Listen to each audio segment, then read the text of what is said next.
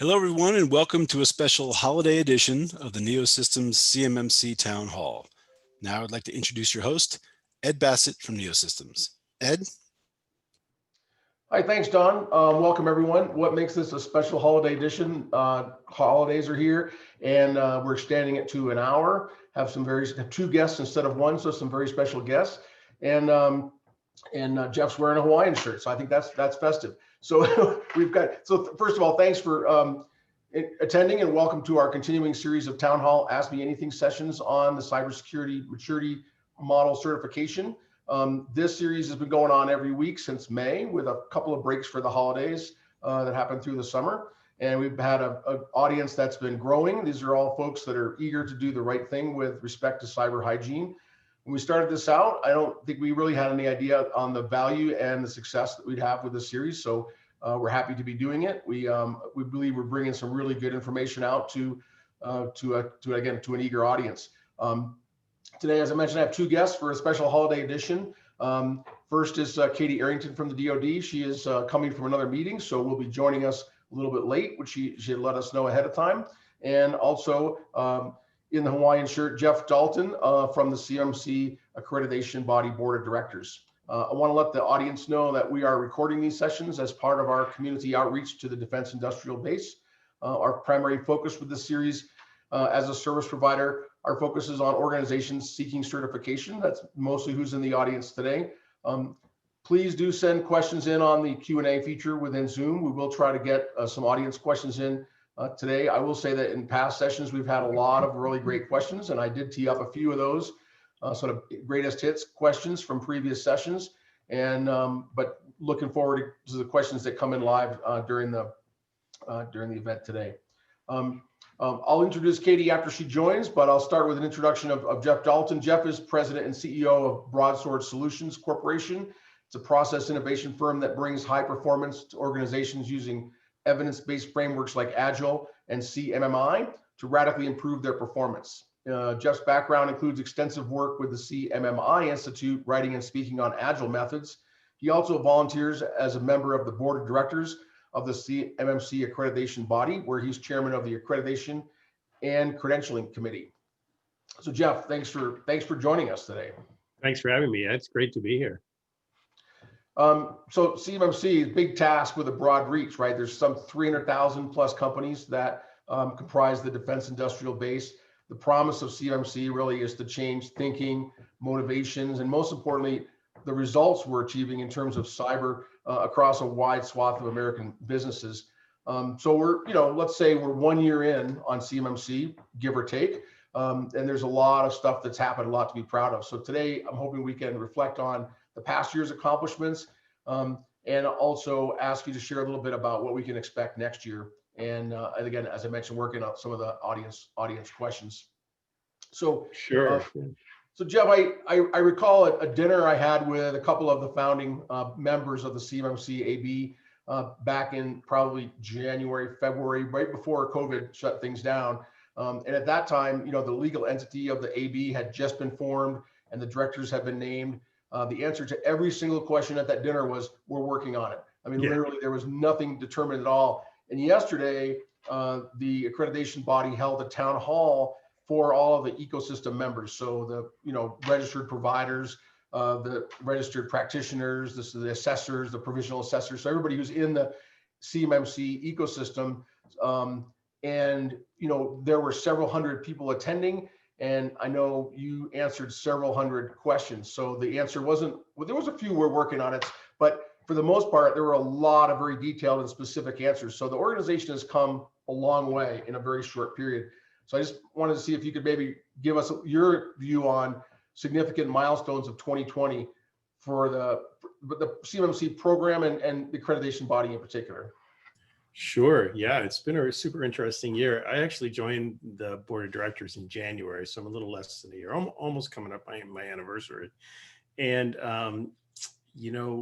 people have to, when you're thinking about a board like this or an organization like this, we need to remember that this is the largest and the fastest standard to be ever developed and deployed in the industry ever in the history of the world. I mean, to go from no model to a model and an infrastructure and an ecosystem with roles and train folks and materials and rules of engagement and codes of professional conduct and contracts and just all the things it takes to stand up a body like this. There's a lot to it. There's thousands of tasks. And, the first couple of months, it was really just getting organized and figuring out who we are and how we wanted to operate and how to work together. I mean, I always, sometimes you hear people say, oh, it seemed like, there was a lot of, passionate discussions coming out of the board. And I said, well, you put 12 business owners in a room and you ask them to agree on something. It can get pretty passionate sometimes.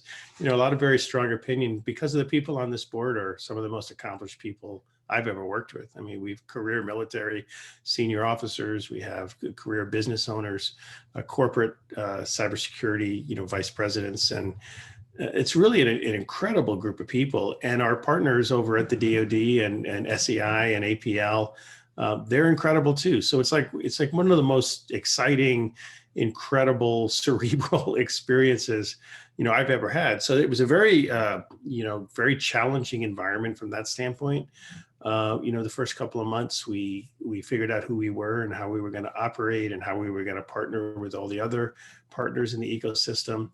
And then, things really started to come together. We defined somewhere around March or April, the training ecosystem was developed and published by Ben Chubinay and his team, and they did an amazing job figuring out all the different training components. And about a month after that, the accreditation credentialing committee and working groups, we had about 40 members of the community in that working group. Ben had about 50 in his working group. Reagan Edens had another 40 in his working group. Now, all told, we had about 150 people volunteering their time above and beyond the AB to put all these things together. So in say April, May timeframe, the assessment framework came out and the credentialing framework. That's when the RPs and RPOs and C3POs and CAs and PAs and CPs and all those acronyms that everybody's talking about right now, when all that got established and published and kind of rolled out as how we were going to do business. So, around the middle of the summer, we had a big milestone where pretty much everything was laid out. Now, we had a number of important issues that were still under discussion. And that's part of why you said you heard some people saying, we're working on it. Well, we were, and even up until, even now still, there's some items under discussion, though that backlog is getting smaller and smaller and smaller. So another big milestone in August, we started the provisional assessor training, and we now have 100 provisional assessors trained and tested and ready to go, ready to start doing assessments as soon as a couple of other things get settled. And we finally started just recently, we put C3PAOs on the marketplace. So now we have our first set of cleared C3PAOs in the marketplace. So what, I always tell my colleagues at the AB, it's kind of like a wedding. Like, we spent 9 months planning it, and we went through every detail and figured everything out. And people were saying, what's happening? And then all of a sudden the event happens and it really starts to come off. So right now what we're seeing is the, the production unfold in front of us, and things are moving very rapidly now. So we hired our first staff about a month ago. So lots of big milestones, too many to mention, but things are really moving now. That's pretty cool. It's been interesting to watch and contribute to in some small ways, I think. You're contributing obviously in a very big way, but. Well, I mean, I think it's really been interesting because when we started the journey, it wasn't clear to me, at least, that we would have this level of community involvement. And it's been amazing. I mean, I don't know if you've ever read Eric Reich's book, Lean Startup, but he talks a lot about the feedback loop and getting people in the community to give you instant feedback. And I'll tell you what, I've never seen a community of professionals that give more instant feedback than the cyber community. I mean, it's amazing. You put something out there and within 5 minutes, there's a big discussion going on LinkedIn, and, they don't pull any punches either. They say what they think. And that's great. That gets us to the answer a lot more quickly, tells us what's going to work and what isn't. The crowd has a lot of wisdom when it comes to some of these things. I believe anyway. I'm a big believer in lean startups. So, it's been a super interesting journey and very fulfilling the last few weeks to see it all unfold. So Jeff, for any that may not be familiar, can you just give a high level on the distinction between the AB and your role as an independent nonprofit versus the Department of Defense? What's the division of labor and how have you arranged things with the DoD program office? Well, the DoD, the CMMC program office led by Stacy Bastianic, who works for Katie Arrington, they are the ones that set policy. They are the ones that decide how this operation is going to work. They own the model itself, the CMMC model. That's the 5 levels and all the controls and practices. They also have responsibility for the assessment guides, which are the translation of what those practices all mean and what we need to conduct an assessment successfully. So they own all of that, and they provide us with requirements, and we build an ecosystem and services to meet those requirements. So it's a fairly, it's ended up being a fairly traditional government contractor arrangement where they provide us with requirements and we provide them with the service to fulfill those requirements. So the AB is the operator of the ecosystem. The DoD program office is the definer of the ecosystem, and that's how it's divided. So looking at the ecosystem, yesterday in your town hall, you guys put out, the AB put out some numbers on that ecosystem that's just now coming together. Statistics that, I took note of: 297 companies as registered provider organizations to help people become CMMC compliant, 369 companies already signed up as certified third-party assessment organizations to do the actual assessments. And you mentioned earlier, the provisional assessors, 100 people. So this is a great start. I mean, this is a pretty sizable engagement. But the biggest challenge with rolling out CMMC to 300,000 companies is this rapid expansion, as you mentioned, right? So you guys have laid the foundation, but now we've got to build a house on that really fast. 5 years sounds like a long time when you think about it, but it's fast. You need a lot of people focused on making that, reality. So how big does that need to be? Do you guys have any estimates of what the target size is for that?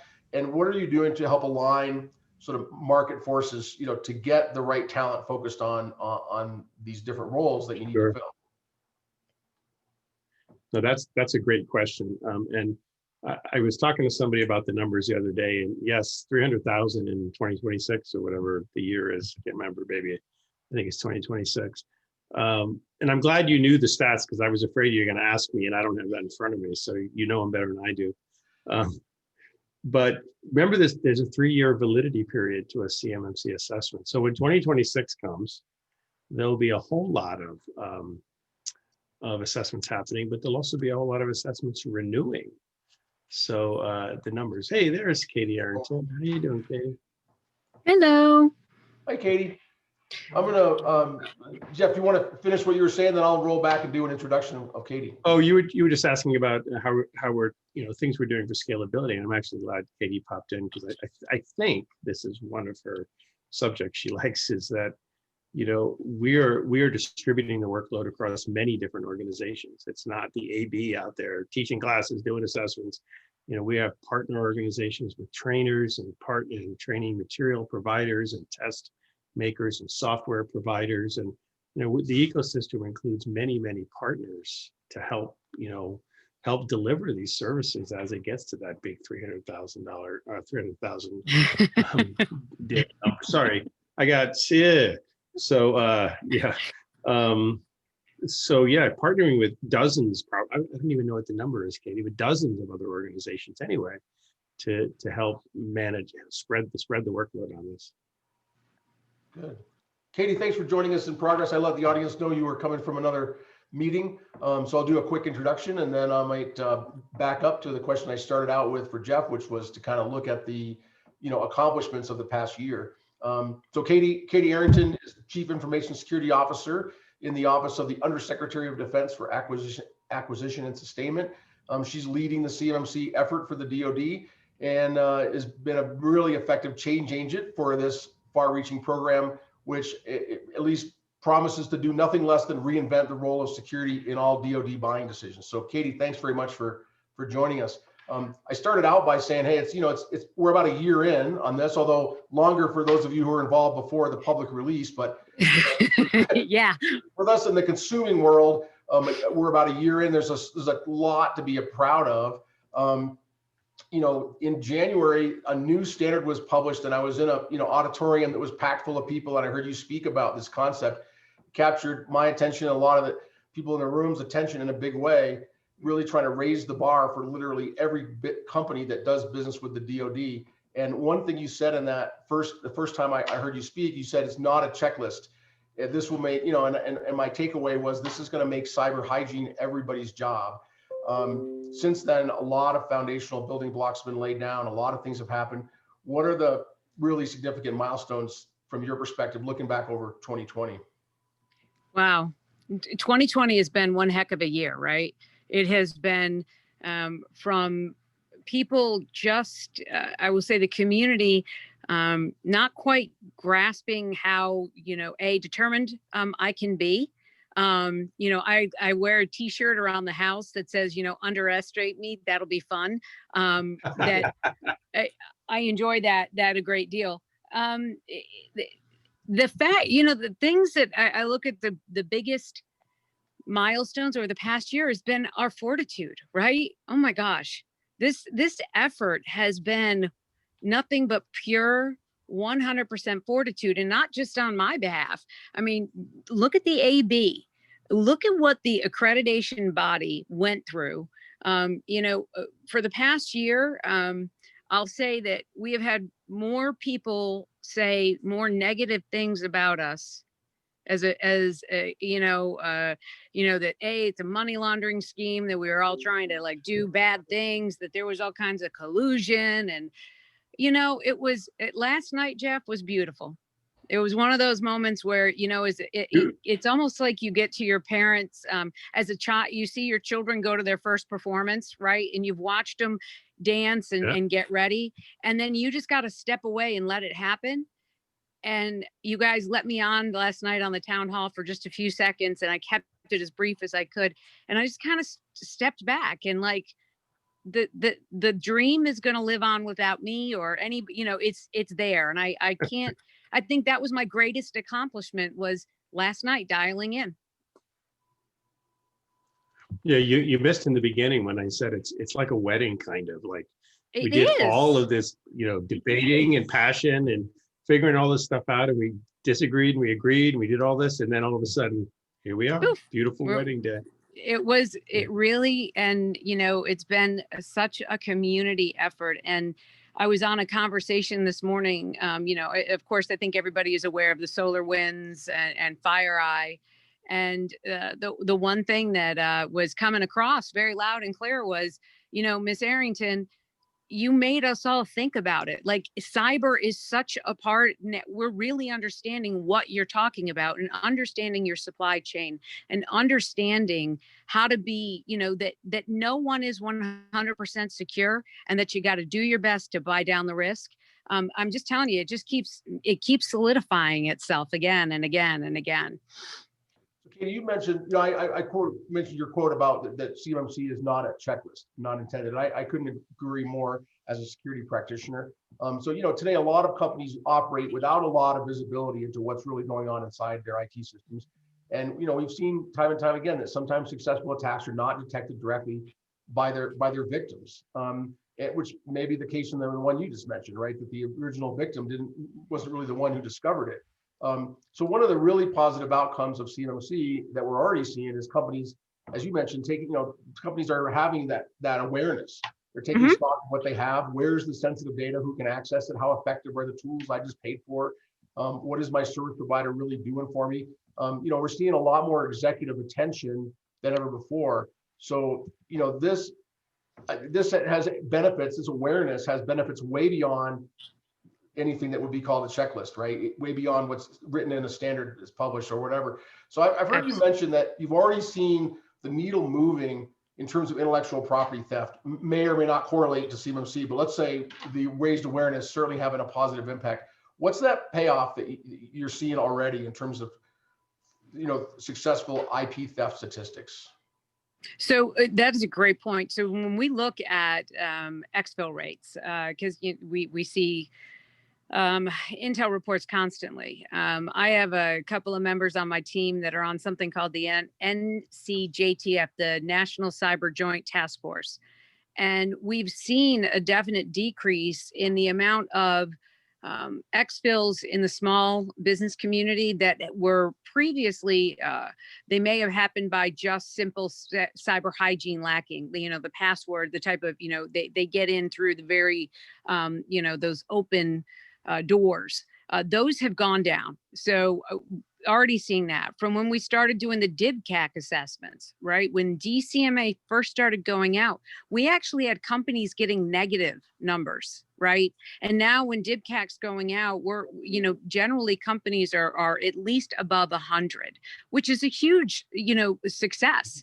But the fact that it's the executives and the C-suites are, in the past year and a half, they've really started to understand that this is not just a flash in the pan. This isn't something that's going to go away, that you really have to bake it into your culture, right? Whatever your business culture is, it's paramount. It's going to be the thing that makes you either an enduring, successful company or a company that was there for a minute. And it can't be a checklist, because things like what we're seeing happening right now, current time, the TTPs are changing. That thing that I've said before, like the way we look at the CMMC today may be different in 5 years, 3 years, 1 year. It's already proving out. So it cannot be a checklist. It has to be the critical thinking to stay to the right of the hit, right, to get there. But we've already seen a drastic decrease. Now, where we're seeing increases is people on the telework capability, and it's a lot of it is user error, right? It's the human that in the loop that's messing things up. If you're not logging in, you're not going to your VPN, you're not doing the two-factor authentication. Things like sending your email, because it's more complicated to send it to your company or your government email, sending it via Gmail or Yahoo. Bad news, guys. Bad. Don't do that. But other than, standard enterprise, it's gone down. And that's all we can hope for, right? As a computer scientist, I always like to blame the humans if possible, right? Yes. Humans are trying really hard. So the human element always messes it up. So I want to ask both of you kind of look forward in terms of the assessment process, the CMMC assessment process. So that the big promise of this is we've got independent verification, right? So first there's awareness, and then there's people taking action, and then there's the awareness. So looking forward, how are those assessments going to roll out? So Katie, the first batch of Pathfinder contracts were announced this week. I may be dating myself, but I was excited to see on that list a Missile Defense Agency contract that I think I worked on when I was in the Pentagon when it was called Star Wars. So that was a while ago. And they weren't, a lot of people thought that the Pathfinders would be like, under $1 million. And nah, we know what we're doing. And there are more, which is really funny, is that we had more submissions for Pathfinders, and we're more concerned about making sure we get the process right, that we work through it, than taking on more than we had. But I have kept to my word and the dates within 30 days of everything that I've said from the very beginning. That piece right there, that I kept saying, as soon as we get that DFAR rule done, I'm going to roll these out as soon as we can.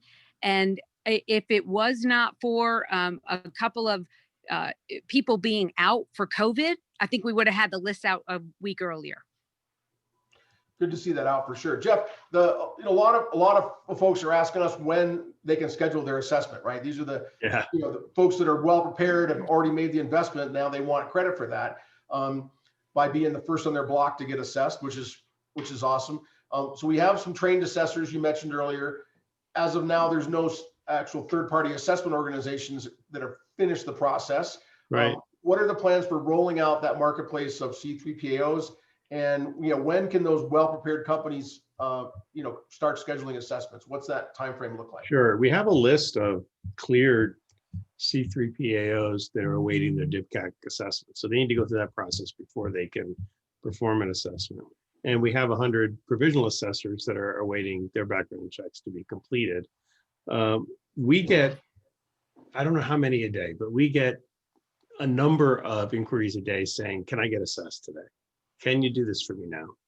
And the strategy that we're executing in partnership with the DoD is walk and then run. And the walking part is the Pathfinders, right? There's 15 contracts. We're going to focus on those. We're going to react to what we learn from those things. We're going to take lessons from that and improve the process. And part of the requirement for the provisional assessors is that they participate in a series of retrospectives with us to help us improve the method and the process they're conducting assessments. So right now, there's no plan right away to do mass wholesale assessments as fast as possible. It's really to focus on the 15. And then as soon as everybody's comfortable, the DoD and the AB and others, to start accepting some commercial assessments, we'll start doing that. But right now, our focus is on getting these 15 contracts completed. And one of the things that I don't think the public until last night understood when we're talking what it is we had to work through. I mean, why it took us so long to get to where we are is the C3PAOs, right? Who's going to assess those guys, and getting the DIBCAC teams who are all government employees rounded up, doing and getting them out to do the assessments. You have to wait for clearances. If anybody in this room or on this webinar has ever gone through a clearance process, they're not always the fastest. It's been such an orchestra from behind the scenes, and we're right there. I mean, I think that once we come back after the holiday break, I was on the phone with General Bassett and John Ellis from DCMA this morning with their commitment to get this done as quickly as possible, to get the C3PAOs through their CMMC 3 audit. There's 8 DIBCAC teams that are out there that are, between 5 and 7 people, and getting them out there after the first of the year and really locking down to get the C3PAOs done. The commitment from, DCSA, to get the background checks done expeditiously on the assessors. So, I mean, it's a collective. And I think that, January sometime, we'll start actually going out and lining up those first true assessments with the CMMC provisionally trained, moving into the certified assessors. I would say as soon as the DIBCAC assessments, and those are, I mean, in January, I don't see beyond that. We know how critical the timeline is. And we also, in the Department of Defense, we owe Congress. They want to see the progress on this. So we're moving as quickly as possible. And Congress will reconvene, I believe, on January 5th. And they'll be on right away, wanting to know where we are, what we're doing. So Katie, is there any reciprocity with people who may have had a DIBCAC audit, who are in those that are ongoing now?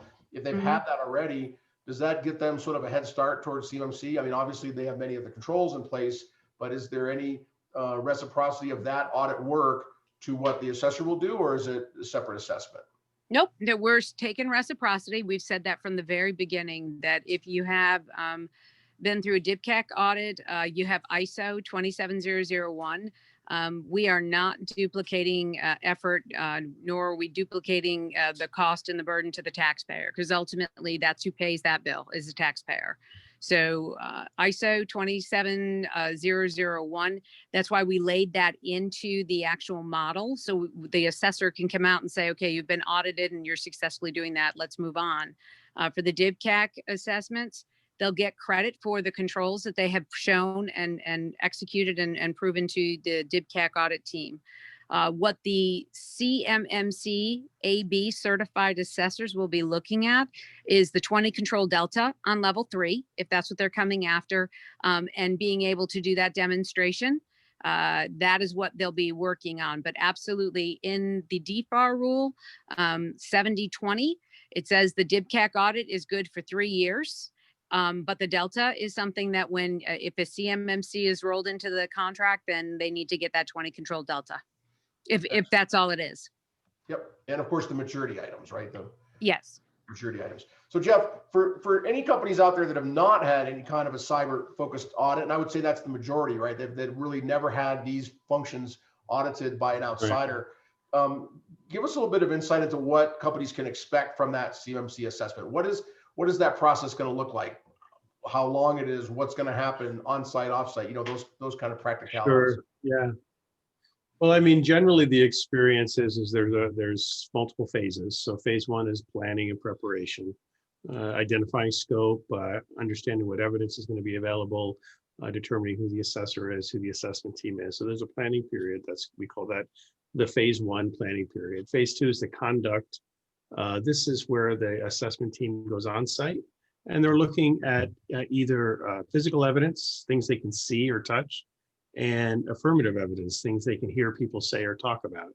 And there's some adequacy requirements in the assessment guide that define what that is, but essentially they go through all of the practices in the particular level that they're targeting. They talk to all the people who play the roles that execute those practices, including the processes, which are the sort of the maturity component, as you said. And they assemble a report at the end of the week or day or whatever it happens to be. And then they submit that report back to the C3PAO. So, I mean, there is a standard process. The duration question, I was on a webinar this morning and someone asked that same exact question. It seems to be a question that everybody wants the answer to. And the only answer is that, small level one assessments will be very quick. Some maybe a day even. Larger companies, higher maturity levels are going to take longer. And complexity and size drive that. So whatever it takes to get through those practices effectively, so we're protecting national security, is going to define the duration. But the DoD's done a great job with the assessment guide to make it very efficient for the assessors to do their work. There is a robust planning period to make that on-site as efficient as possible and keep the cost down as much as possible. But that's been a big focus of ours. So that's generally how all the assessments are going to work. There's a lot of detail behind that, but that's the general process. So I think, there's people who are kind of clamoring to do assessments today, but I think that's the minority. I think most contractors, before they're ready for an assessment, they have quite a bit of work to do, right? So the path, Jeff has posted up on the CMMC AB website, has 10 steps. And the step in the middle says close any identified gaps. So from my perspective as a service provider, that's 90% of the work. And my advice to those, who are worried about when can I schedule, where are the assessors? I mean, one, they're coming, as you mentioned, but really first, make sure you've got a very solid roadmap. And I see a lot of activity in the marketplace. I see a lot of response from the service provider, the technology vendor community. So cloud providers, managed service providers like ourselves, technology vendors, all aligning with CMMC.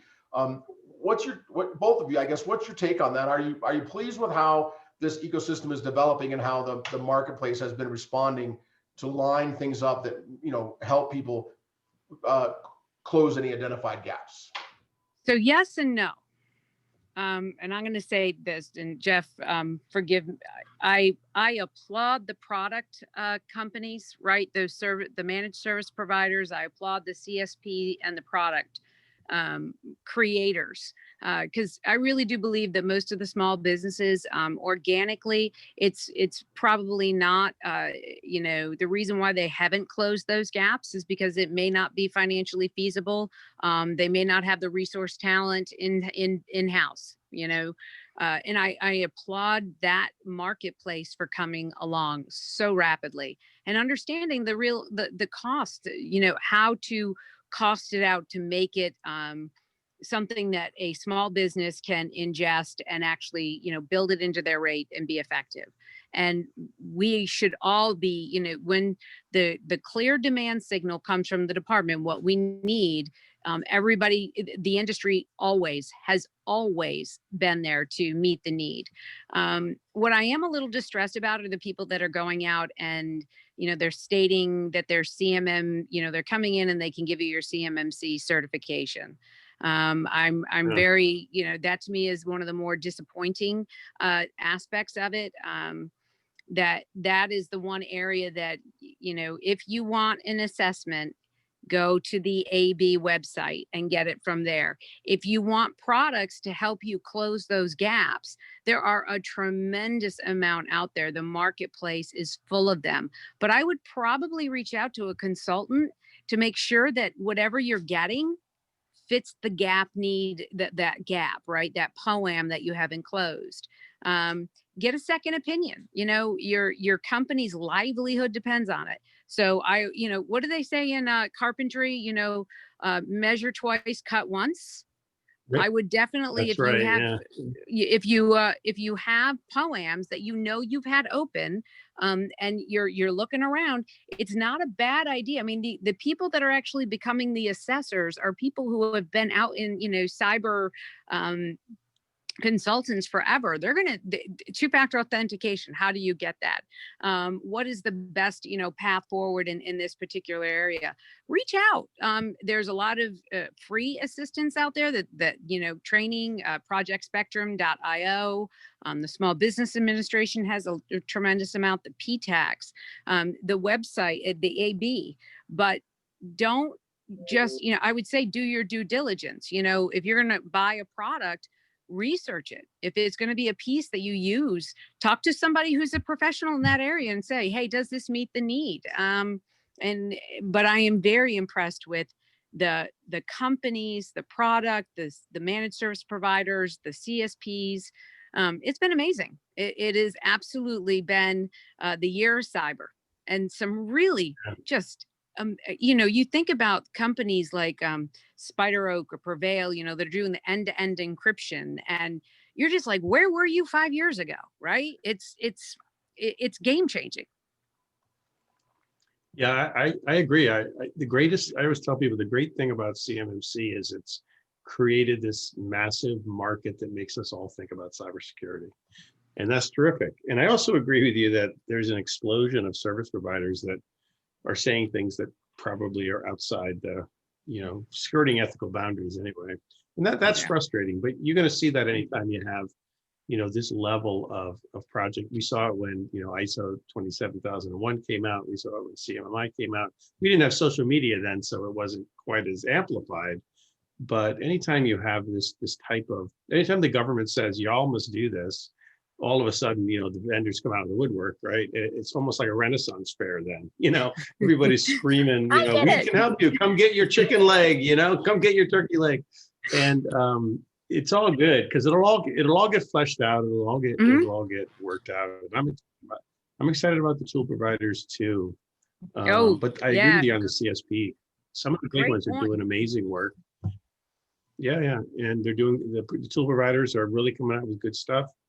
And we're really just scratching the surface. I mean, it feels like we're hitting the finish line, but we're actually hitting the starting tape. So if you had a picture of us coming through the tape, there'd be a little sign on it that says start instead of finish. So that's really where we are in the process. And next year we're going to be talking about how much different it was in year 2. I'm trying to get past comparing my life's work to a turkey leg, but I'm working on it. Yeah, right.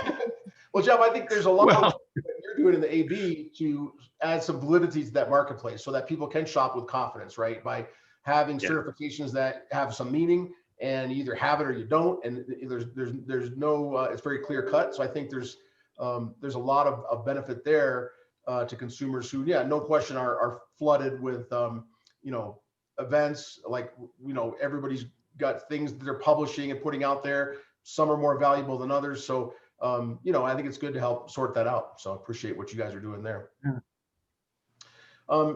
So I wanted to ask about kind of an obligatory COVID question. So COVID has really caused our workforce to shift dramatically to remote work.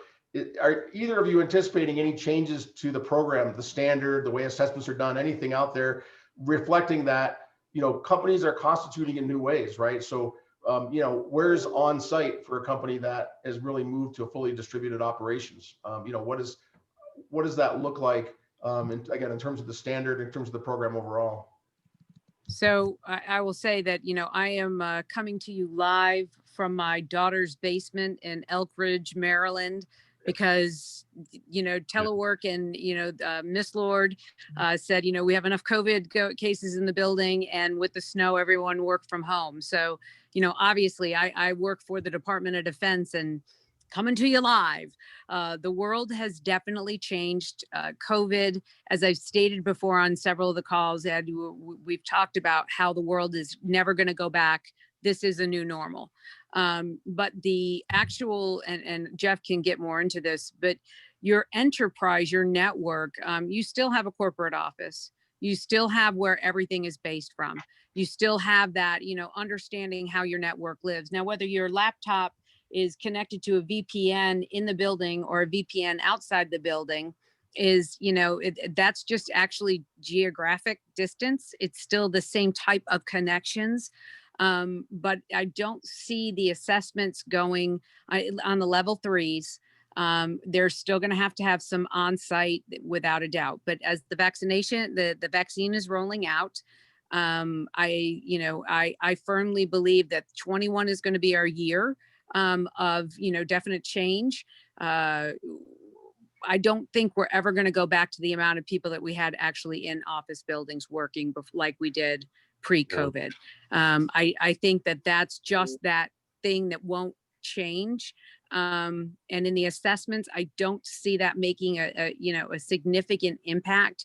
A lot of it can be done virtually. A lot of it still has to be done on site. We need to put eyes on it. The assessors need to see and understand, and to document. And that will continue. At the start of it, though, Jeff, I remember it had to have been in April or May, when did the government actually shut down? Was it March or April? It was April, I think. And that first, we're going to have to do this virtually. I mean, one of our first working group meetings and having to do it virtually and how we were going to work it out. It's amazing how far we've come. But as far as the assessments go, I mean, you're the guy doing them.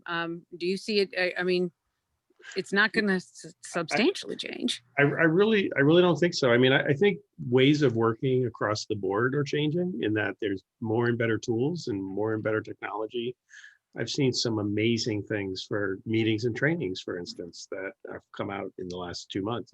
COVID in a way has driven this massive technology boom that nobody anticipated, right? Because we all had to work from home, right? And all of the energy that was going into commercial real estate is all of a sudden going into a technology boom. It's really interesting. And I'm a software guy, so I'm just geeked out by that kind of stuff.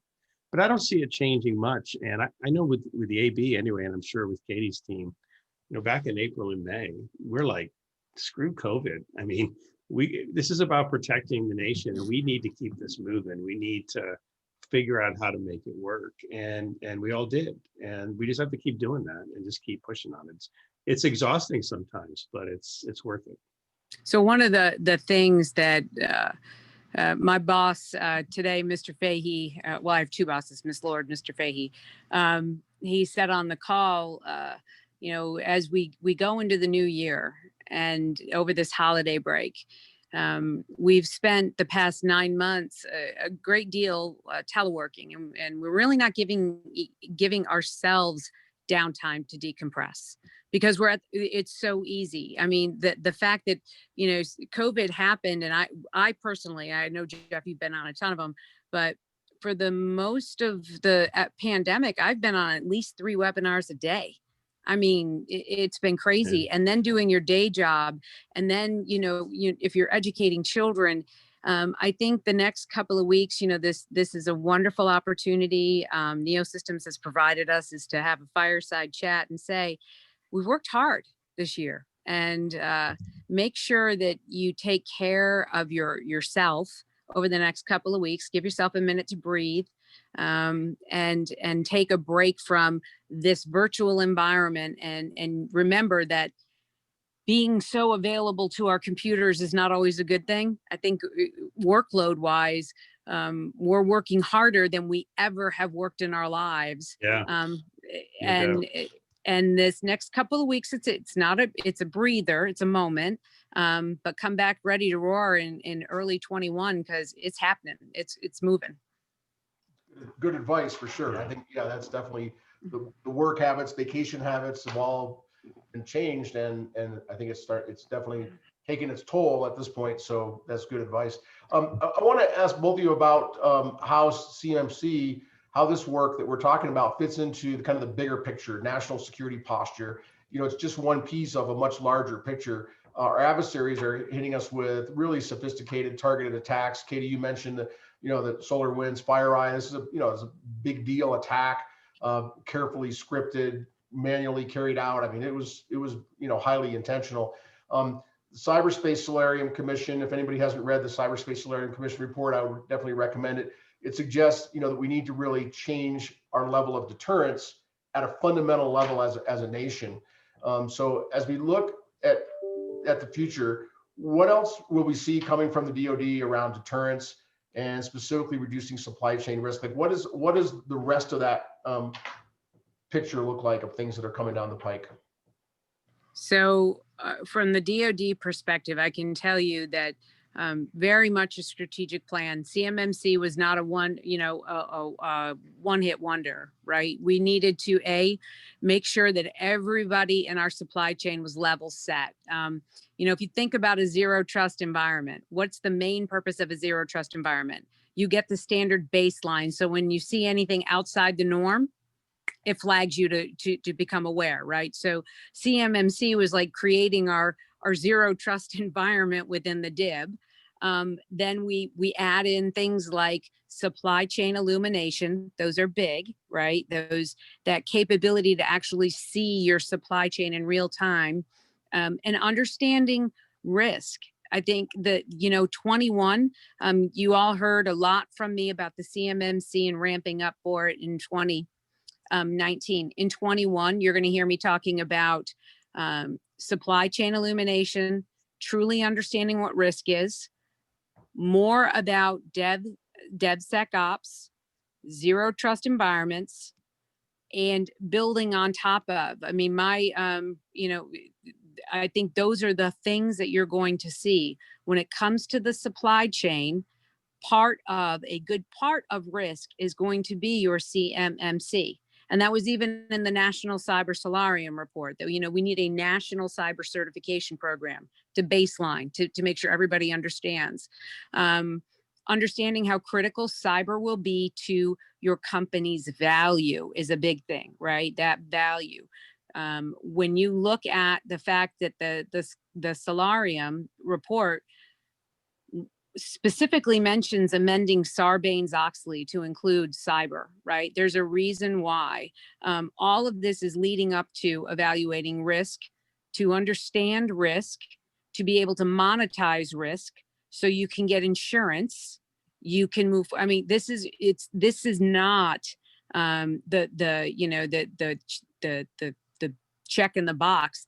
This is the critical thinking skills, because there's a lot more to this. I think in 21, the Department of Defense is very much going to be looking at foreign ownership. From where I sit, I'm over the Trusted Capital Program. I'm over supply chain risk management tools, and on the FAST, the Federal Acquisition Security Council. And I can tell you, one of the things that, our adversary in China, I think the figure is $100 to $20 billion they tried to invest into our supply chain during COVID. And I can tell you, 21, I'm going to be working overtime to make sure we stay on top of that, and that we do our very best to buy down that risk, educate, and create an environment where, when things pop that are different than what we're used to, we see it immediately and we're able to react to it. Foreign ownership, it wasn't something that was really high on our radar. You thinking about human trafficking wasn't something that was high on the radar.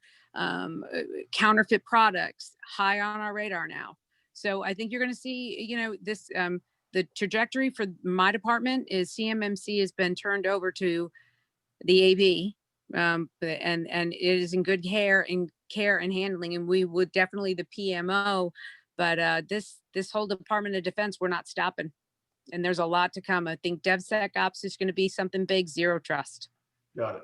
And Jeff, for the CMMC AB's part, I'm assuming, I mean, what you built is not just for DoD, right? I mean, I assume it has applicability to create cyber benefits much broadly across the entire industry and even internationally.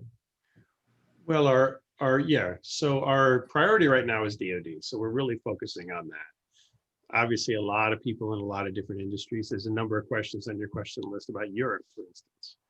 And people are interested in the model and using it in Europe. You know, so I've always said if the CMMC, if the trajectory of CMMC is anything like the trajectory of virtually every other, you know, high quality performance model in the world, lots of other people are going to want to adopt it. So I wouldn't be surprised to see it in other agencies, and I wouldn't be surprised to see it in the commercial world. You know, GM, Ford, Chrysler, Walmart, all those companies need help. So I would expect eventually that they may want to look at something like CMMC, and of course in Europe and other places. But right now, the AB's focus is on DoD, and we're really focusing on like a laser on getting through these 15 Pathfinders for the next few months. Very good. Well, I'll mention just on top, I know time is short, but our partners in DHS are already there with us. I mean, they're ready to go. Yeah. GSA is already ready to go. We've been, you know, if you've been to any of our conversations, we are working through how to implement CMMC with our international partners on joint programs such as the F-35. But remember, each country has their own laws. Each country has their own special nuances, and that it really is a lot of work. I will tell you, our Five Eye partners, though, the ones we really, you know, you'd think about, you know, Canada, Australia, UK, you can bet we are talking to them. We are figuring out a way.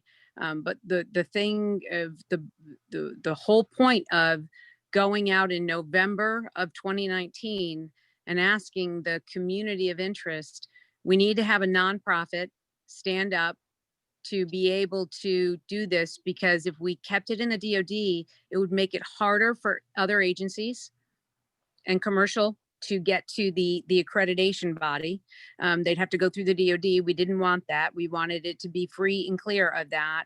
And this is just an add-on to, you think about all the bases in the United States, all the federal facilities, and the electric providers of those, and the infrastructure providers are buying from, you know, they're buying from the DoD, so they're going to have to get CMMC certified.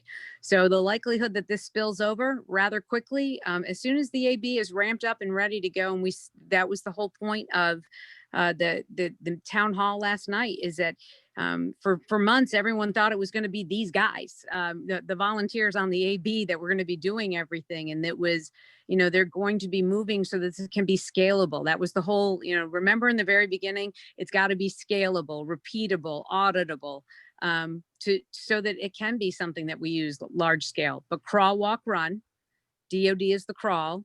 The 15 pilots are what we're focused on, but we've already seen it in DHS, you know, 2 RFIs that are out for that, DHS and GSA already.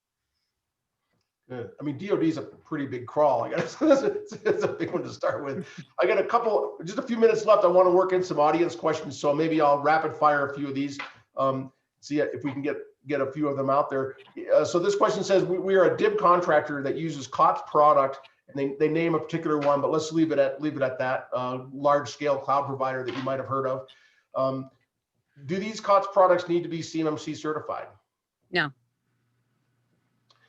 Who is a subcontractor in the context of CMMC? If an organization provides off-the-shelf hardware or software, is this organization considered a subcontractor?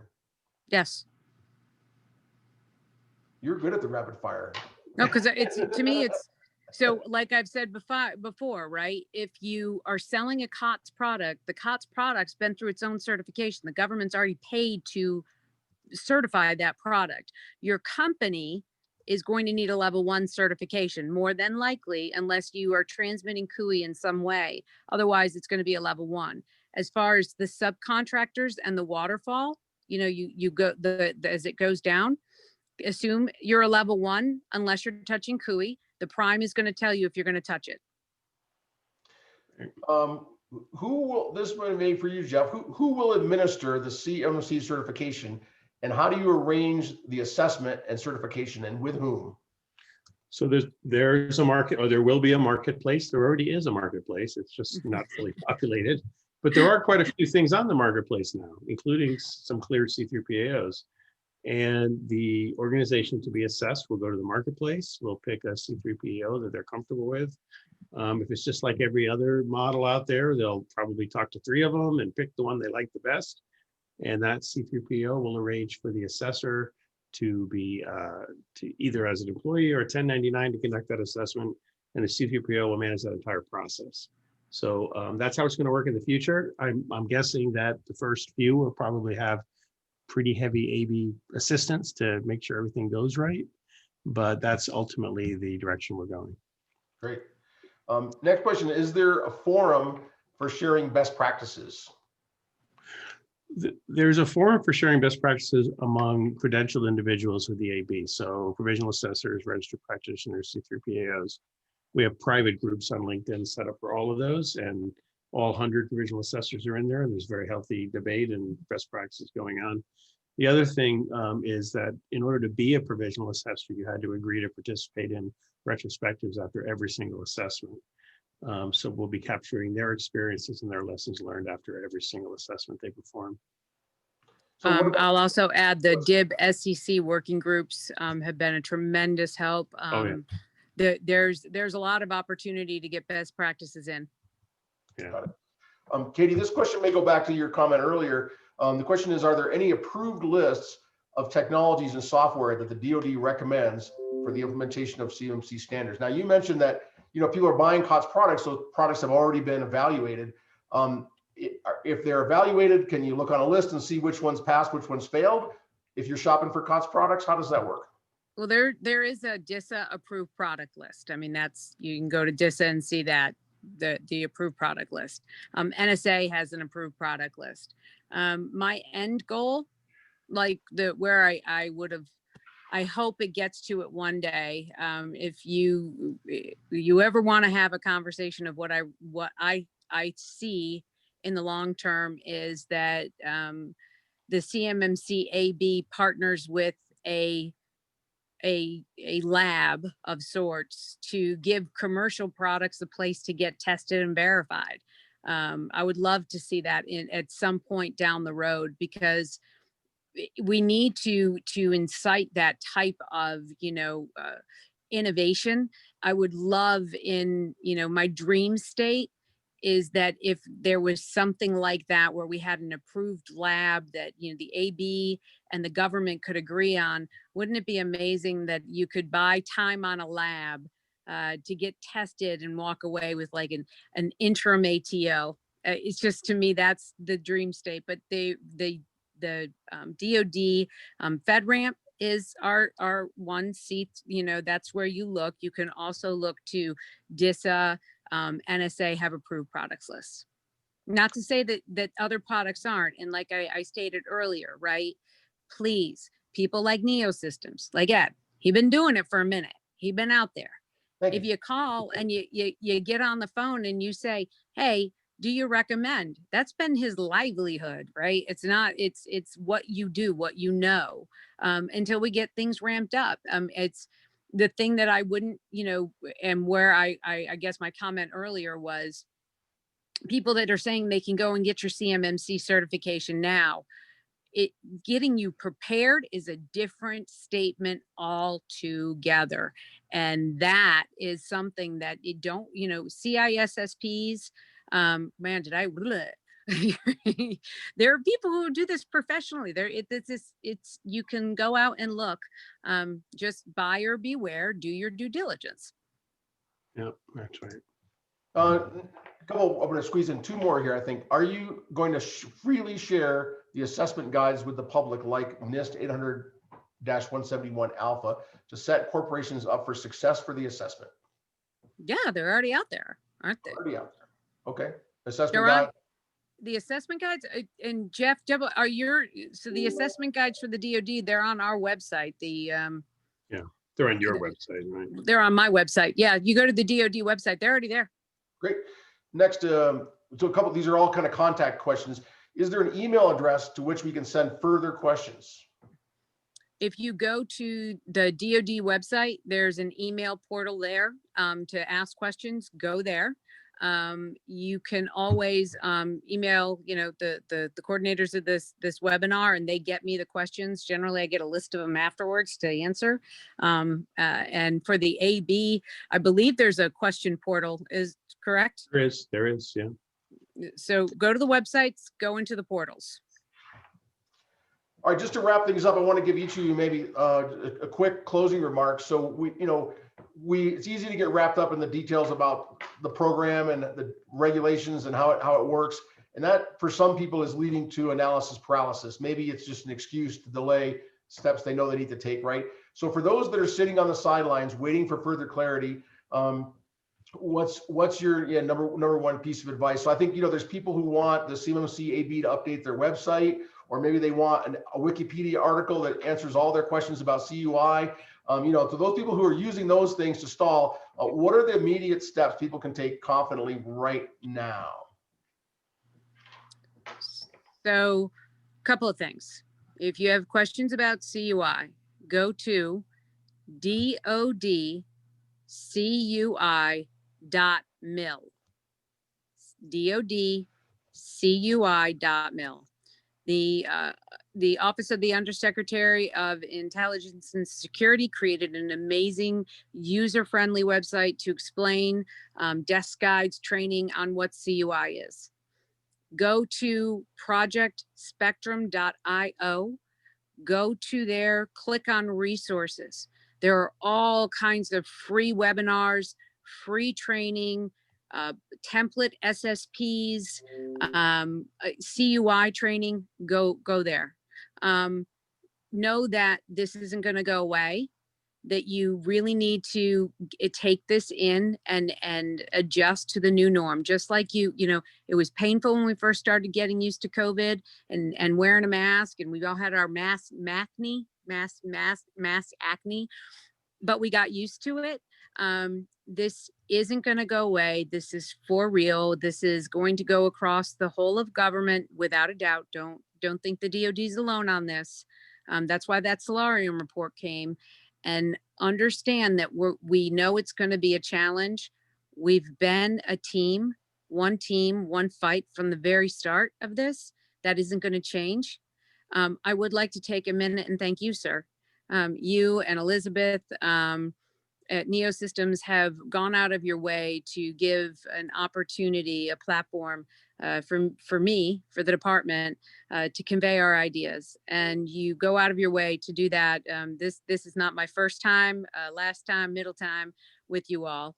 And it's partnerships like this, the people that really care, that it's not about and Jeff Dalton, I'll give this to the members of the accreditation body, present, current, future, past. These are people who volunteered because they believed in this mission. And to all of those people, thank you. It's no easy feat. We have a great mountain to climb, but this democracy, our freedom, capitalism, it's worth it, right? It's all worth it. One team, one fight. We're in this together. No one's more or less important. And just be grateful that we have enough people that really care at this point in time to want to save it. And I'm the end of the year, you guys are, I think, my last webinar. And all right. Thank you. Thank you, Jeff. Katie. Jeff, any closing remarks, Jeff? Thank you. Yeah, thank you. And thank you, Katie, because you've kept this sort of in the front of everybody's mind for a year now. I don't know how you keep up with all that energy, but you're always out there preaching the gospel, and it's really, really energizing. So thank you for that. Ed and Elizabeth, great to be back again. Really enjoyed it. I guess somebody asked me this morning, what's one thing that I wish people would know about CMMC? Because The great thing about CMMC is that everybody's talking about it. Everybody's talking about cybersecurity, and everybody wasn't talking about cybersecurity last year. So to me, that's the great thing. And you talked about people being on the sidelines and having analysis paralysis. What I hear all the time is CMMC is going to be really hard. And I say, you know what? No, it's not. Now, having really well-developed cybersecurity posture and having, technology and infrastructure and processes that protect data and protect networks, that can be hard. And it's worth it. And so all CMMC is a way to help people do those things. And so the work and the effort and the challenge isn't really the model. It's improving the cyber posture of your organization. That's the hard part. And we should all think that's a good idea. We can say we like CMMC, we don't. You hear everything on social media.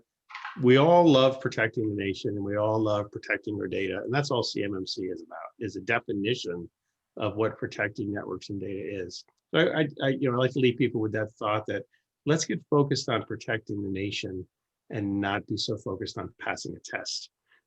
Because if we do it that way, I've used the expression every other model in the world, well, almost every other model in the world has turned into a test. And we don't want that to happen with CMMC. So let's focus on the real purpose here, and that's protecting the nation. Well, thanks, Jeff. I think, all the valuable things in life are hard, right? For the most part. So I think, if you think about the things in your life that you care the most about, they're not easy. Well, thank you both for being here. Thanks to the audience for stretching the time a little bit. I know we're stretching the time a bit, but I think we got some good information out today. Please join us for future town hall sessions. We are going to take a break for the holidays. We'll resume at our normal 1 p.m. Eastern time slot on Wednesday, January 6th. And I also want to mention that we do have details yet to be announced, but we have a half-day cybersecurity summit coming up in January 28th. That's going to explore the entire path to CMMC, including legal interpretation, filling the gaps, assessment process, the whole thing. Half day? Wow. Well, I know. I don't know how you'll fit it. And we do the town halls in 30 minutes. So, we're good at compressing. And anyway, please head over to our website, neosystemscorp.com for details on that and future events. So thanks, everybody. Have a good day. Thanks, Ed. Thanks, Elizabeth. Merry Christmas. Merry Christmas, everybody.